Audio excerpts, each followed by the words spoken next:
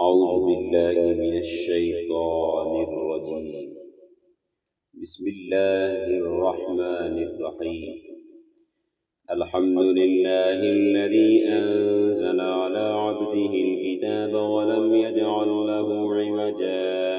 قيما لينذر بأسا شديدا من لدنه ويبشر المؤمنين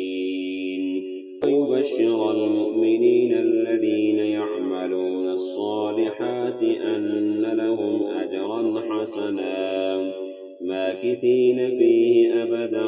وينذر الذين قالوا اتخذ الله ولدا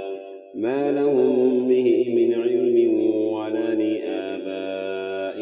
كبرت كلمة تخرج من أفواههم إن يقولون إلا كذبا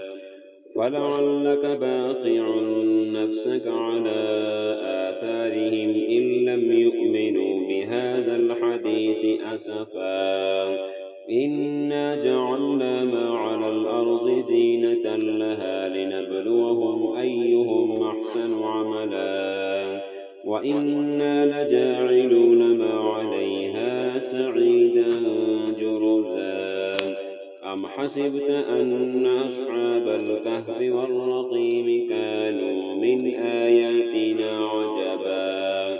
إذ أوى الفتية إلى الكهف فقالوا ربنا آتنا من لدنك رحمة